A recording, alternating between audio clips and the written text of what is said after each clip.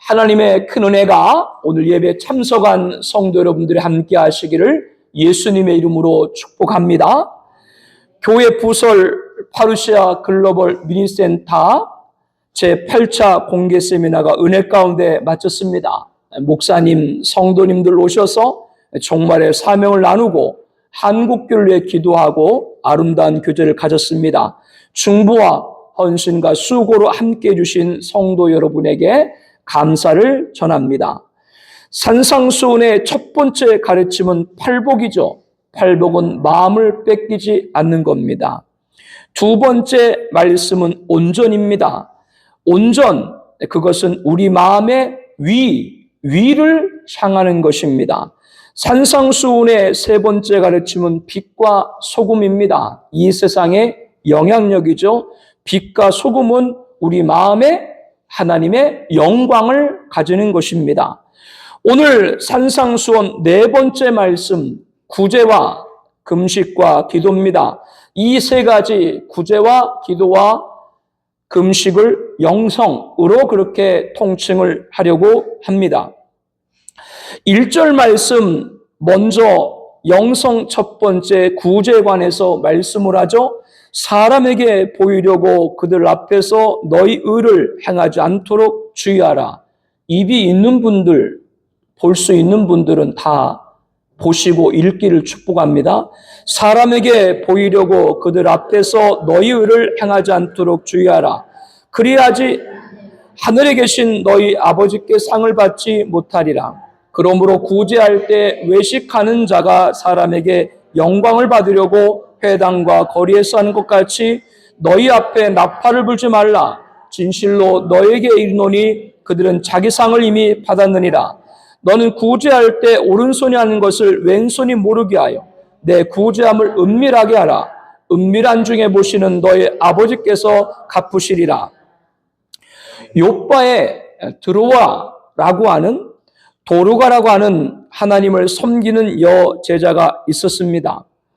초대교회도 행하였고 또 예수님께서도 불쌍히 여기셨고 하나님께서도 명하셨던 어려운 과부를 돕는 데 힘썼던 여인이 이 도르가였습니다. 그는 선행과 구제를 보통 정도가 아니라 심히 많이 한 여인이었다라고 성경은 말씀을 합니다. 이렇게 선한 일을 도맡아 했던 도르가가 그만 중환병에 걸려 죽게 되었고 이미 그의 위에는 장례 절차가 진행되고 있었습니다. 도르가가 이미 죽었음에도 그녀와 함께 하나님을 섬겼던 제자들은 그냥 보낼 수가 없었습니다. 너무나도 도르가를 사랑했고 존경했던 것이죠.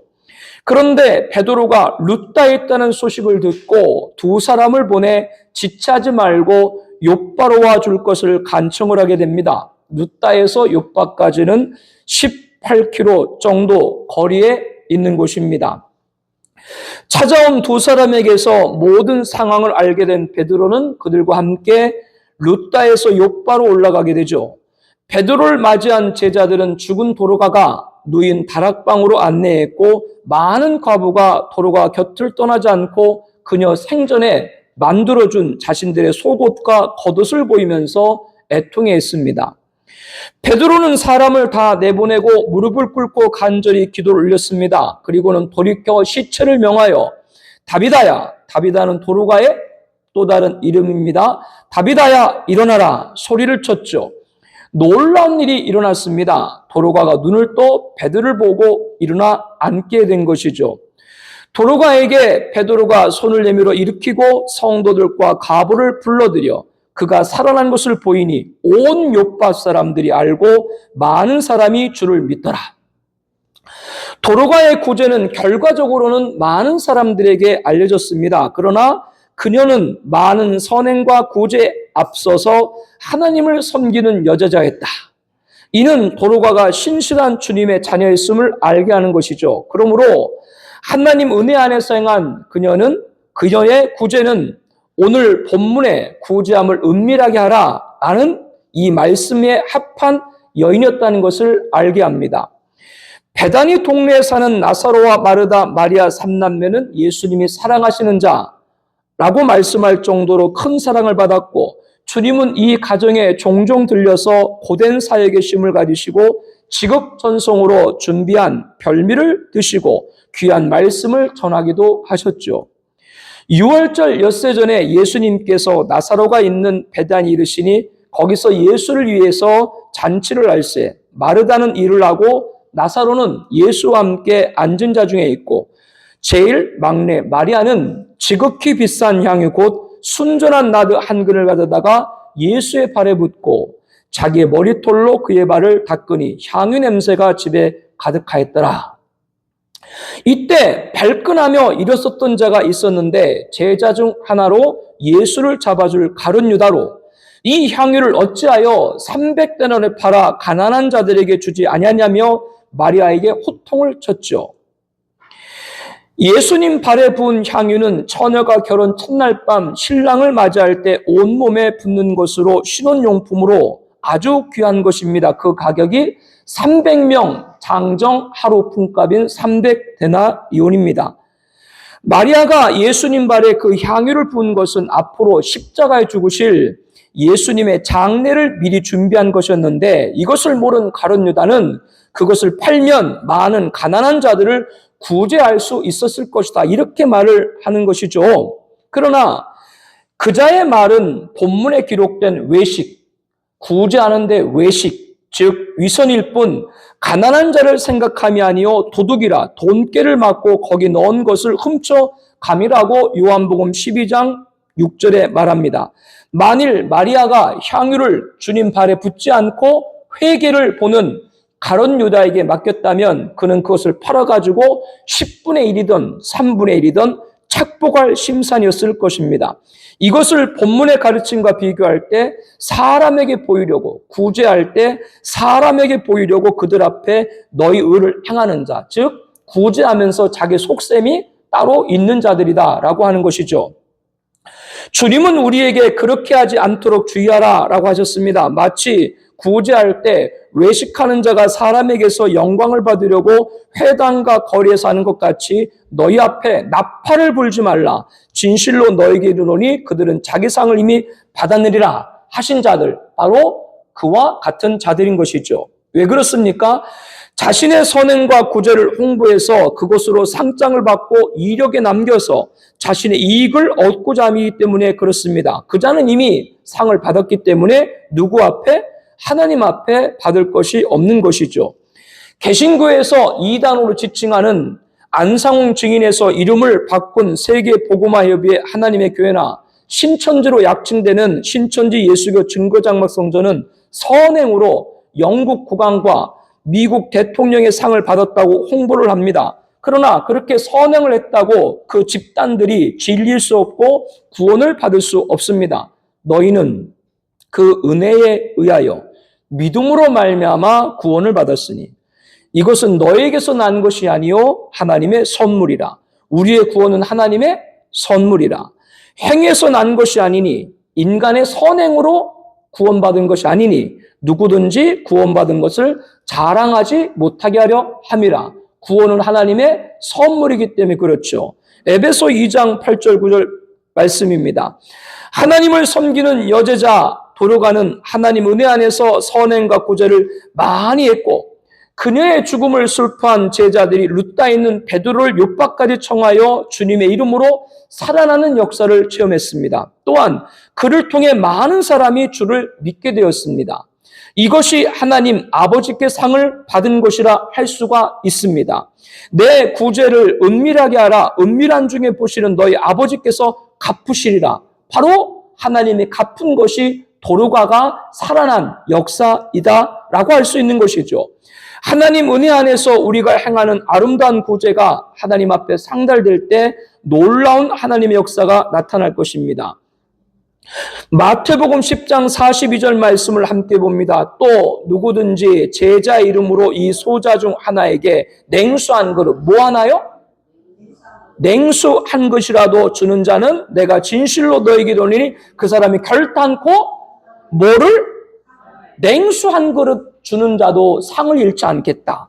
히브리서 11장 6절에는 하나님께 나아가는 자는 반드시 그가 계신 곳과 또한 그가 자기를 찾는 자들의 상 주시는 이심을 믿어야 할지니라. 그러나 가룟 유다 같이 많은 사람이 주님을 만나고 주님의 은혜를 받고 주님께 드린 예물을 담당한 회개를 맡으면서 그 중에서 구제할 때 마치 자신이 베푸는 것처럼 떠버렸습니다. 그러나 그는 도둑이라고 성경에 지칭됐듯이 구제비 가운데도 착복을 일삼다가 결국에는 스승까지 은 30에 파는 자가 되었죠. 구제하는 것, 사람에게 보이려고 하는 외식, 이것 사람 앞에 행하는 의는 자칫 악으로 변질될 수 있고 자기 상을 받는데 집착하는 사람들은 그것이 자기 화가 될 수 있음을 알아야 됩니다. 내 구제함을 은밀하게 하라. 은밀한 중에 보시는 너희 아버지께 갚으시리라 말씀하신 주님의 가르침에 따라 은밀하게 선행과 구제를 할 때 죽었던 도로가가 살아난 역사 같은 하나님이 주시는 것을 받는 여러분 되길 축복합니다. 구제는 선행이죠. 그러니까 이 구제 선행을 구제로만 보지 말고 여러분의 은사, 재능, 봉사, 수고, 헌신 모든 것들이 다 선행, 구제 안에 들어가는 것인 줄로 압니다. 그것을 은밀히 행할 때 은밀히 보시고 하나님이 내리시는 것을 받는 여러분 되길 다시 한번 축복합니다. 영성의 두 번째 금식, 16절에 말씀합니다. 금식할 때 너희는 외식하는 자들 같이 눈이 있어 보고 입이 있어 읽을 수 있는 분은 보고 읽으라. 꼭 읽으라고 해야 읽어요. 나오면 그냥 읽어요. 함께 봅니다. 금식할 때 너희는 외식하는 자들 같이 슬픈 기색을 보이지 말라. 그들은 금식하는 것을 사람에게 보이려고 얼굴을 흉하게 하느니라. 내가 진실로 너에게 이르노니 그들은 자기 상을 이미 받았느니라. 너는 금식할 때 머리에 기름을 바르고 얼굴을 씻으라. 이는 금식하는 자로 사람에게 보이지 않고 오직 은밀한 중에 계신데 아버지께 보이게 하려 함이라. 은밀한 중에 보시는데 아버지께서 갚으시리라. 예수님은 금식도 은밀하게 하라 말씀을 하시죠. 외식하는 자들의 금식은 사람에게 보이려고 일부러 슬픈 기색을 보이고 얼굴을 흉하게 한다라고 했습니다. 그러들은 사람에게 위로를 받죠. 그것은 이미 자기 상을 받은 것이죠. 그러나 금식할 때 머리에 기름을 바르고 얼굴을 깨끗하게 씻으면 사람들에게는 금식하는 자로 보이지 않지만 은밀한 중에 보시는 하나님 아버지가 갚으시리라. 아멘. 하나님이 받으시고 하나님이 허락하신 것이 있다라고 하는 것이죠. 영적인 것, 은밀하게 금식하면 영적인 걸 보게 하는 눈이 열린다라고 하는 겁니다. 주님이 금식할 때 얼굴을 씻으라라고 했다고 하는 것은 금식하면 마음의 얼굴이 영원히 맑아지게 되는 줄로 압니다. 바리새인들, 그들은 금식하고 있는데 사람들이 예수님께 와가지고 아니 바리새인들 그 제자들은 금식하는데 어찌해서 예수님의 제자들은 금식하지 않습니까? 이렇게 물었어요. 예수님은 혼인집 손님들이 신랑과 함께 있을 때 금식할 수 있느냐? 신랑과 함께 있을 동안에는 금식할 수 없느니라. 그러나 신랑을 빼앗길 날이 이르리니 그날에는 금식할 것이라 라고 하십니다. 여기서 신랑은 누구를 비유한 거예요? 예수님이시고 신랑이 있을 동안의 문자적 의미는 당시 예수님이 제자들과 함께 있을 때죠. 신랑을 빼앗길 날이란 예수님이 십자가에 죽으심으로 제자들과 함께 하지 못할 때입니다. 그때는 뭐 하라고요? 금식하라. 주님께서 육체로는 함께 하시지 못했지만 주님이 보내신 성령을 통해서 주님이 함께 하심을 믿고 주님의 증인으로 주님을 전파할 수 있도록 금식하라라고 말을 하는 것이죠. 주님이 함께 하심을 잊지 않도록 금식하라라고 하는 것이죠. 이것을 우리에게 적용할 때 우리의 금식은 어떤 금식이 되는가? 그 무엇보다도 주님을 빼앗기지 않게 금식하는 여러분 되길 바랍니다. 주님이 떠나지 않게 금식하는 여러분 되길 바랍니다. 주님의 버림을 받지 않는 자가 되도록 금식해야 될 줄로 압니다. 이것이 은밀한 금식이에요. 그와 같은 그 금식과 같은 절박한 신앙을 가져라. 주님이 떠나가는 건 절대로 여러분에게 있어서는 안 될 줄로 믿습니다. 이것이 은밀한 금식인 것이죠. 그때 하나님이 내려주는 것이 주님이 내게 항상 거하시고 일하시고 이끄시는 것인 줄로 압니다. 이사야 58장 6절에 내가 기뻐하는 금식은 흉악의 결박을 풀어주며 멍에의 줄을 끌려주며 압제당하는 자를 자유하게 하며 모든 멍에를 꺾는 것이 아니겠느냐. 은밀한 기도로 주님이 내게 항상 거하고 일하시고 이끄시는 자는 14절에 보니까 이렇게 말씀을 하죠. 너희가 사람의 잘못을 용서하면 너희 하늘 아버지께서도 너희 잘못을 용서하시려니와 너희가 사람의 잘못을 용서하지 아니하면 너희 아버지께서도 너희 잘못을 용서하지 아니하시리라. 은밀히 금식하고 금식과 같은 절박한 신앙을 갖고도 사람과 관계가 좋지 못하면 주님이 내게 항상 거하고 일하시고 이끄심이 제한될 수 있습니다. 이 말을 잘 들어야 돼요. 사람의 관계가 맞게 되면 주님이 함께 하시고 일하시고 이끄심이 제한될 수 있다. 우리는 하나님과 관계에서도 사람과의 관계에서도 풀어지는 것이 은밀한 기도고 은밀한 중에 보시는 하나님께서 주님이 항상 거하시고 인도하시고 일하실 수 있도록 우리에게 허락할 줄로 믿습니다. 이것이 은밀한 금식, 은밀한 중에 보시는 하나님이 주시는 것이라고 하는 것이죠. 영성의 세 번째 기도입니다. 5절에 말씀합니다. 또 너희는 기도할 때 외식하는 자와 같이 하지 말라. 그들은 사람에게 보이려고 회당과 큰 거리 어귀에 서서 기도하기를 좋아하느니라. 내가 진실로 너에게 이르노니 그들은 자기 상을 이미 받았느니라. 너는 기도할 때 내 골방에 들어가 문을 닫고 은밀한 중에 계신 내 아버지께 기도하라. 은밀한 중에 보시는 내 아버지께서 갚으시리라. 아멘. 기도에 대해서도 동일하게 은밀한 기도를 할 것을 말씀을 하시죠. 주님이 외식으로 기도하는 자, 그들은 누구냐? 바로 바리새인 같은 종교 지도자들입니다. 백성들로부터 존경받았던 바리새인들, 백성들로부터 멸시를 받았던 세리가 동시에 성전에 올라갔습니다. 세리는 성전에 들어가지도 못하고 멀리 서서 감히 눈을 들어 하늘을 쳐다보지도 못하고 다만 가슴을 치며 하나님이여 불쌍히 여기소서 나는 죄인으로소이다 이렇게 통해 자복 회개했습니다. 그러나 바리새인은 머리를 빳빳이 세우고 서서 저 세리와 따로 기도하면서 하나님이여 나는 다른 사람들과 같이 토색, 불의, 간음하는 자를 같지 아니하고 이 세리와 같지도 아니하고 한 것을 감사나이다라면서 기도를 했습니다. 그게 기도인같이 자랑이지. 바리새인은 자기를 의롭다라고 믿는 자들이기 때문에 자기같이 의로운 자의 기도가 하나님께서 들으신다 이렇게 생각하는 자들이죠. 이런 자들을 뭐라 그랬어요? 평택 밑에? 오산. 이런 사람은 오산이라 그러는 거예요. 그러나 세리같이 성전에 차마 발을 들이지도 못하고 하늘을 우러러 보지도 못하고 가슴을 치면서 통해 자복 회개했던 이 세리에 관해서 예수님께서는 의로운 자다라고 인정을 하신 것이죠. 바리새인같이 의로운 자, 자기 같은 의로운 자의 기도를 하나님 들으신다면서 자랑하듯 사람들 보이려고 사람들이 많이 모이는 회당과 거작거리 어귀에 서서 기도하기를 좋아하는 자가 바로 외식하는 자의 기도입니다. 그들은 사람들에게 거룩하다고 찬사를 받았기 때문에 이미 자기 상을 받은 자들이죠. 그러나 세리같이 성전에 들어가지도 못하고 눈을 들어 하늘을 쳐다보지도 못하고 가슴을 치며 하나님이여 불쌍히 여기소서 나는 죄인으로소이다.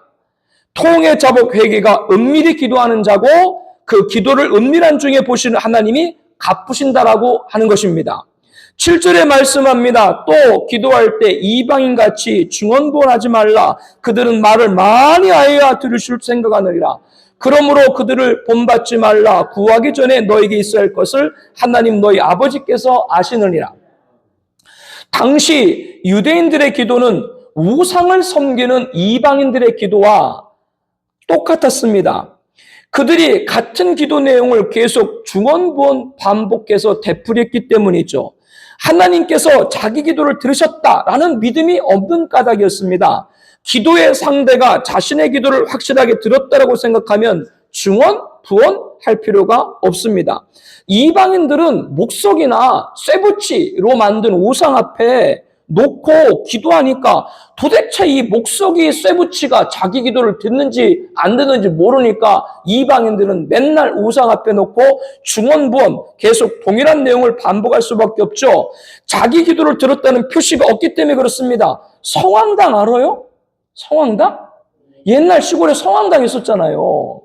근데 그 성황당 입구에 가면 꼭 큰 나무가 하나 있어요. 그래 주변에 돌을 쌓고 빨간 천, 노란 천 수없이 걸고 돌아가면서 사람마다 돌 갖다가 세우고. 그런데 그 성황당 앞에 있는 큰 나무가 있는데 그걸 보면 대부분 보게 되면 고목이야. 뻥 뚫렸어. 하도 오래돼가지고. 그거 왜 뻥 뚫렸는지 여러분 다 아시죠? 아, 자기는 줄 게 없는데 맨날 와서 복을 달라니까 속이 터져가지고 뻥 뚫린 거예요, 성나무가. 그 처음 들으셨어요? 그게 뻥 뚫려요. 그러니 도대체 이 목석이 쇠붙이가 자기 기도를 듣는지 이방인들은 중언부언했다. 의심의 토대에서 기도했다. 그 얘기죠. 여러분, 중언부언의 기도는 소망을 날마다 기도하는 것과 차이가 있습니다. 중언부언이란 하나님께서 자신이 필요하는 것을 반복하여 아뢰지 아니하면 하나님이 자신의 사정을 모른다라는 의심으로 하는 게 중언부언이고, 그러나 날마다 소망을 가지고 같은 제목을 기도하는 것은 하나님이 듣고 계신 걸 믿고 하나님이 정한 때 응답된다는 걸 믿는 믿음의 토대인 줄로 믿습니다. 의심 위에 있는 것이 중언부언이고 믿음 위에 있는 것이 뭐요? 소망의 기도라고 하는 것이죠. 이 구분을 잘 하시는 여러분 되길 바랍니다. 아무리 중언부언해도 의심의 토대에 들여지는 그들의 기도는 하나님과 무관할 수밖에 없는 것이죠. 말을 많이 하여야 들으실 줄 아는 것, 그거 아니라 구하기도 전에 너에게 있어야 할 것을 하나님이 아신다는 기도, 이것이 은밀한 기도고 은밀히 보시는 하나님이 응답을 하십니다. 그 은밀한 기도의 모범이 바로 예수님이 가르쳐 주신, 그래서 주님의 기도라고 하는 것이죠. 9절에 너희는 이렇게 기도하라. 하늘에 계신 우리 아버지여, 이름이 거룩히 여김을 받으시오며 나라가 임하 뜻이 하늘에서 이룬같이 땅에서도 이루어지리다. 오늘 우리에게 일용할 양식을 주시옵고 우리가 우리에게 죄진 자를 사하여 준 것 같이 우리 죄를 사하여 주시옵고 우리를 시험에 들게 하지 마시옵고 다만 악에서 구하옵소서. 나라와 권세와 영광이 아버지께 영원히 싸움나이다. 아멘. 주님의 기도는 우리말로 번역하다 보니까 하늘에 계신 이렇게 하늘로부터 시작되지만 헬라 원문에 보게 되면 아버지부터 시작됩니다. 우리에게는 아버지라고 하는 호칭이 그다지 중요하게 여기지 않을 수 있습니다. 그러나 2000년 전으로 거슬러 올라가면 상황은 달라집니다. 예수님께서 부활 승천하신 이후 제자들을 비롯한 초대교회 교인들에게 다가온 것은 박해와 가난과 굶주림이었습니다. 예수 믿는다고 모진 고문을 당하고 원형극장에 사자밥으로 던져졌습니다. 그 그리스도인들에게 예수님께서 가르친 기도가 바로 주님의 기도인데 그들은 주님의 기도를 드리면서 모진 고문과 사자밥에 던져지고 불에 화형당하는 순간, 가죽에 둘둘둘 말려가지고 톱으로 쓰여지는 그 순간에도 하늘을 바라보며 아버지, 그 한마디에 그들의 그 모진 고통과 죽음 앞에서의 위험에서도 하늘에서 주시는 위로를 받고 두려움이 없었다라고 하는 것이죠. 사도 바울이 복음을 전하다가 다니며 얼마나 많은 핍박과 얼마나 많은 고통과 고난을 당했습니까? 하나님이 그의 아들의 영을 우리 마음 가운데 보내서 아빠, 아버지로 부르게 하셨느라 갈라디아 4장 6절 말씀이죠. 모진 핍박과 고난과 그 고통 속에서도 바울은 하나님을 아빠, 아버지. 아빠, 아버지께서는 모든 것이 가능하오니 이 잔을 내게서 옮기시옵소서. 그러나 나의 원대로 마시옵고 아버지 원대로 하옵소서. 예수님께서 십자가를 앞두고 마지막 겟세마네 동산에서 올려드린 기도도 하나님을 아빠, 아버지로 부르는 것이었죠. 여러분 생각해 보시기 바랍니다. 모진 핍박 속에 살던 사도 바울이 당신의 죽음을 앞에 놓고 겟세마네 동산에 처절히 기도하던 예수님께서 천지를 창조하신 하나님, 그 하늘을 우러보면서 아버지라고 했을 때 뭐가 두렵겠어요? 아버지, 그 한마디에 모든 두려움 다 몰아가고 주님이 뜻한 대로 나아가게 될 줄로 믿습니다. 아버지. 돌아온 탕자 아시죠? 아버지 재산을 절반이나 가져가다가 다 허랑방탕하고 빈 몸으로 돼지 치우다가 온몸에 돼지 오물 냄새 뒤집어 써가지고 다 소비하고 돌아왔을 때 첫 마디가 뭐예요? 아버지. 그 뒤로는 말할 것도 없어. 그 아버지 한마디에 모든 게 다 끝나. 아버지라는 호칭 앞에 아버지를 버리고 가출했던 아들의 존재가 회복되고 단절되었던 아버지 관계가 회복됐다라고 하는 것이죠. 이것이 아버지라는 호칭에 있는 위력입니다. 감동입니다. 우리가 기도를 드리면서 하나님을 아버지라고 부를 때 그런 감동을 느낄 수 있다면 그것이 은밀한 기도인 것이죠. 말을 많이 하지 않고 아버지만 불러도 내 안에 계신 줄을 알고 안아주시고 세워주시고 이기게 하심을 믿는 것이죠. 이것이 은밀한 기도를 은밀한 중에 보시는 하나님이 주시는 겁니다. 산상순 네 번째 가르침 영성 첫 번째 은밀한 구제 나아가 은사, 재능, 봉사 이 모든 걸 선행을 은밀행할 때 도르가가 살아나는 역사 같은 은밀한 중에 보시는 하나님의 주시는 것 은밀한 금식 무엇보다도 주님을 빼앗기지 않게 금식하는 것 금식과 같은 절박함을 갖는 것 그에게 주님이 항상 거하시고 일하시고 이끄시는 삶이 되도록 은밀한 중에 보시는 하나님이 주시는 것 영성 세 번째 은밀한 기도 바리새인같이 자기같이 의로운 자의 기도를 들으신다라고 스스로 생각했지만 주님은 세리같이 통해 자복 회개의 기도 중언부언하지 아니하고 있어야 될 것을 아신다는 기도 많은 말을 하지 않고 아버지만 불러도 감격에 사로잡히는 기도 이 은밀한 기도하는 자에게 주님이 내 안에 계시고 안아주시고 세워주시고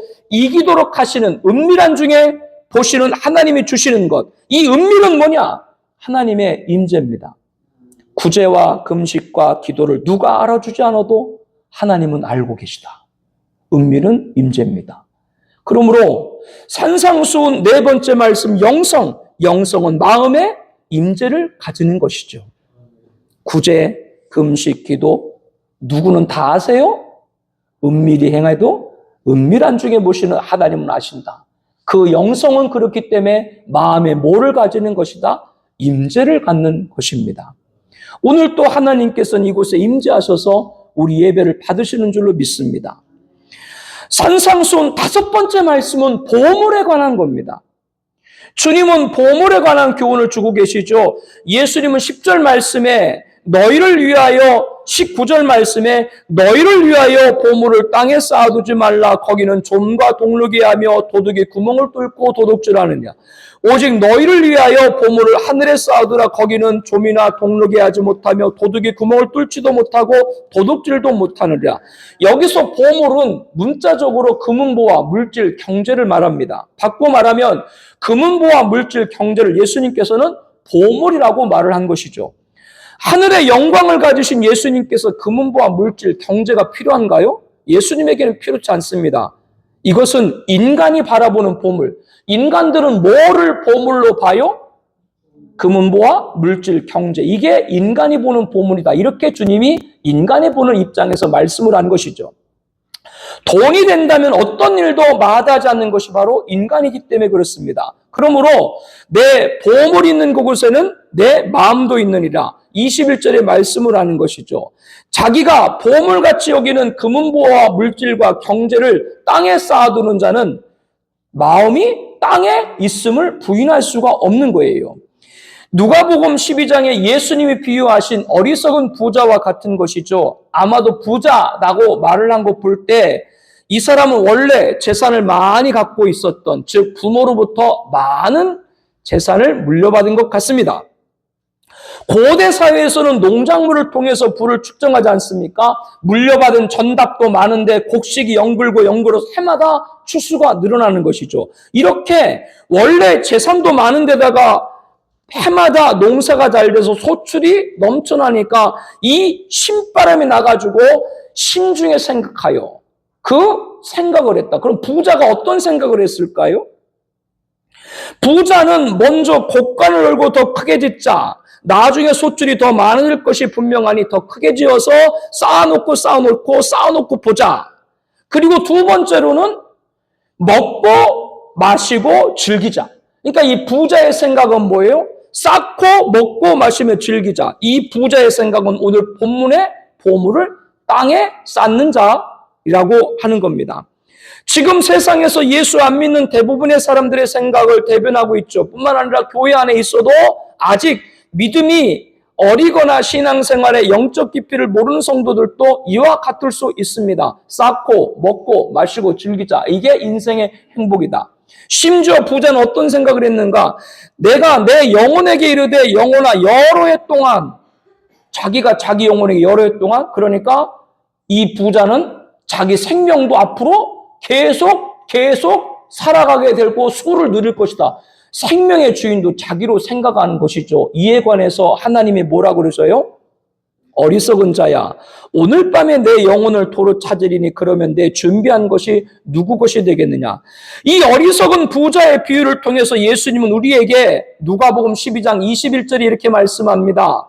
자기를 위하여 재물을 쌓아두고 하나님께 대하여 부유하지 못한 자가 이와 같으리라. 함께 봅니다. 자기를 위하여 재물을 쌓아두고 하나님께 대하여 부유하지 못한 자가 이와 같다.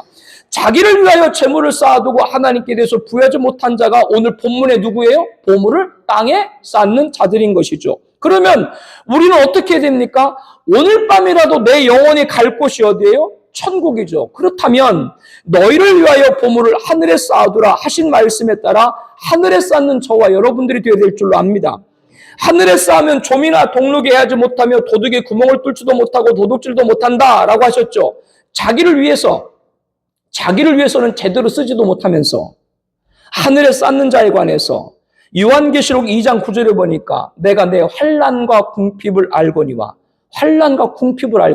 실상은 네가 그 중에도 하늘에 쌓았기 때문에 내가 부유한 자다라고 예수님은 인정을 하고 계시는 것이죠. 그러나 땅에 쌓는 자는 하나님께 가난한 자입니다. 말씀해 보니까 동록이 하며 도둑이 구멍을 뚫고, 좀과 동록이 하며 도둑이 구멍을 뚫고 도둑질한다. 무슨 말이에요? 아무리 불어봤자 사고와 질병과 재난이 끊이지 않는다. 쓸데없이 지출이 다 빠져나간다. 그런 얘기예요. 땅에 쌓아서 하나님 걸 성별하지 않기 때문에. 예수님의 보물을 재물이다라고 말하면서 24절에 뭐라 그래요? 너희가 하나님과 재물을 겸하여 섬기지 못하느니라. 보물을 하늘에 쌓아두라. 보물, 재물은 단지 돈이 아니라 뭐라고 말씀드렸어요? 만모니즘, 신입니다. 세상의 신은 뭐요? 돈이죠. 그러므로 11조, 감사의물, 주일헌금, 그리고 그 외 여러 가지 절기, 헌금 등 물질을 뛰어넘지 않고는 하나님을 온전히 섬긴다라고 할 수가 없는 거예요. 왜? 세상은 돈이 뭐요? 신이기 때문에. 육햇낫, 그러니까 하나님, 신, 하나님, 재물, 겸하여 섬길 수 없다. 이렇게 말하는 것이죠. 주님은 한 사람이 두 주인을 섬기지 못할 것이니 혹 이를 미워하고 저를 사랑하고 혹 이를 중히 여기고 저를 경히 걸 것이라. 24절에 말씀하죠. 우리의 주인은 당연히 누구예요? 하나님입니다. 그렇다면 하나님을 중히 여기게 됩니다. 그런데 아직도 물질을 뛰어넘지 못하는 것은 물질을 중히 여기고 하나님을 경히 여기는 것일 수 있어요. 우리는 장자권을 가볍게 견히 여겼던 팥죽 한 그릇에 장자권을 팔았던 에서의 얘기를 잘 알고 있습니다. 그러나 장자권을 사모하고 그것을 사기까지 했던 야곱은 인간의 욕심이 아니라 하나님의 말씀이 얼마나 중요한 것인가를 알았기 때문에 그렇습니다. 산상수훈 5번째 말씀, 보물은 마음의 주인을 모시는 겁니다. 우리의 주인은 누구세요? 하나님입니다. 그렇다면 하나님을 중히 여기게 됩니다. 물질을 중히 여기면 하나님 앞에 가난한 자가 되어서는 안 됩니다. 하나님 앞에 부유한 자가 되어야 됩니다. 그러므로 금은 보화, 물질, 경제를 통칭하는 보물을 하늘에 쌓아야 하는 것입니다. 여러분 마음의 주인이 누구세요? 하나님입니다. 보물은 마음의 주인을 모시는 겁니다. 산상수훈 6번째 말씀은 먼저입니다. 25절 말씀, 그러므로 내가 너에게 이르노니 목숨을 위하여 무엇을 먹을까 무엇을 마실까 몸을 위하여 무엇을 입을까 염려하지 말라. 목숨이 음식보다 중하지 아니하며 몸이 의복보다 중하지 아니하냐. 공중의 새를 보라. 심지도 않고 거두지도 않고 창고에 모아 들이지도 아니하되 너희 하늘 아버지께서 기르시나니 너희는 이것들보다 귀하지 아니하느냐. 너희 중에 누가 염려함으로 그 길을 한 자라도 더할 수 있겠느냐. 또 너희가 어찌 의복을 위하여 염려하느냐. 들의 백합화가 어떻게 자라는가 생각하여 보라. 수고도 아니하고 길쌈도 아니하느니라. 그러나 내가 너에게 말하노니 솔로몬의 모든 영광으로도 입은 것이 이 꽃 하나만 갖지 못하였느니라. 오늘 있다가 내일 아궁이에 던져지는 들풀도 하나님이 입히시거든 하물며 너희일까 보냐. 믿음이 작은 자들아, 그러므로 염려하여 이르기를 무엇을 먹을까 무엇을 마실까 무엇을까 하지 말라. 이는 다 이방인들이 구하는 것이다. 너희 하늘 아버지께서 이 모든 것을 너에게 있어야 될 줄을 아시느니라. 아멘. 한 구절 한 구절 읽어 내려갈 때마다 주님이 우리 심정을 얼마나 그렇게 잘 알고 계시는지. 염려하는 것은 어리석은 자가 하는 것이지만 이것을 각도를 달리하면 주님은 우리가 어떤 걸 가지고 염려하는 것도 다 알고 계신다라고 하는 것이죠. 이 말씀에서 우리는 이 세상 어떤 피조물과 우리를 중히 여긴다는 것을 알아야 됩니다. 귀하게 여긴다는 것을 알아야 됩니다. 하물며 너일까 보냐라고 하는 것을 알아야 됩니다. 공중에서도 먹이시고 길쌈하지 아니한 백합화를 자라게 하셔서 솔로몬의 영광보다 아름답게 하시는데 하물며 너일까 보냐, 이 말씀을 알아야 한다라고 하는 것이죠. 요한일서 4장 9절에 이렇게 말씀합니다. 하나님의 사랑이 우리에게 이렇게 나타난 바 되었으니 하나님이 자기의 독생자를 세상에 보내시면 그로 말미암아 우리를 살리려 하심이라. 독생자를 십자가에 내어주시기까지 너희를 사랑하신 하나님께서 하물며 너일까 보냐. 아멘. 그러므로 무엇을 먹을까 무엇을 마실까 무엇을 입을까 구하지 말라라고 하시는 것이죠. 그것은 이방인들이 하는 것이고 너희는 믿는 하늘의 아버지께서 이 모든 것을 너희에게 있어야 될 줄을 아시느니라. 그러면 우리에게 어떻게 하라고 말씀하세요? 답을 다 아시죠? 오늘 본문 33절입니다. 그런즉 너희는 먼저 그의 나라와 의를 구하라. 그리하면 이 모든 것을 너희에게 더하시리라. 하나님의 나라와 하나님의 의를 먼저 해야 된다라고 하는 것이죠. 그러면 우리가 이 땅에 살아가는 데 필요한 모든 것을 더하게 하실 줄로 믿습니다. 신명기 28장 12절에 이렇게 말씀합니다. 여호와께서 너를 위하여 하늘에 아름다운 보고를 여시사 내 땅에 때를 따라 비를 내리시고 내 손으로 하는 모든 일에 복을 주시리니 내가 많은 민족에게 꾸어질 줄라도 너는 꾸지 아니할 것이요. 필요한 모든 걸 더하신다. 바로 이 말씀인 것이죠. 산상수훈 6번째 말씀, 먼저는 뭐냐? 마음의 신뢰를 갖는 겁니다. 어떤 신뢰입니까? 먼저 그의 나라와 그의 의를 구하면 더하신다는 것을 신뢰하는 여러분 되길 바랍니다. 이 세상 어떤 피조물보다 우리를 중히 여긴다는 걸 신뢰하는 여러분 되길 바랍니다. 그 어떤 것보다 우리를 귀하게 여긴다는 것을 신뢰하는 여러분 되길 바랍니다. 하물며 너일까 보냐? 이 말씀을 신뢰하는 여러분 되시길 바랍니다. 산상수훈 6번째 말씀, 먼저는 마음에 뭐를 갖는 거예요? 신뢰를 갖는 겁니다. 그러므로 내일 일을 위하여 염려하지 말라. 내일 일은 내일이 염려할 것이요 한날의 괴로움은 그날의 족하니라. 내일 일은 내일이 염려한다는 것이 주어가 내일이에요. 즉 내일이면 너희에게 내일을 주신 하나님께서 너희를 위해서 책임져 줄 텐데 왜 피조물인 너희들이 내일까지 걱정하느냐, 그 얘기예요. 아울러 예수님께서는 한날의 괴로움은 그날의 족하다라고 말씀하죠. 예수님께서 괴로움이 없다라고 하지 않으셨어요? 괴로움은 있습니다. 그러나 괴로움이 있어야, 우리가 괴로움이 있기 때문에 우리가 세상의 유혹을 끊고 하나님만 바라보게 될 줄로 압니다. 그러나 괴로움이 영원히 존속된다고 했어요? 그렇게 말씀하지 않고 그날, 한날의 괴로움은 그날의 족하다만, 그날 필요하면 하나님께서 괴로움을 주실 수 있습니다. 그러나 그날로 끝이라고 하는 것이죠. 그 다음 날은 누가? 내일을 주신 하나님께서 책임질 텐데 왜 내일을 염려하느냐라고 하는 겁니다. 이것 또한 신뢰를 말씀하는 것인 줄로 믿습니다. 먼저는 염려를 버리고 마음에 모여 신뢰를 갖는 것이죠.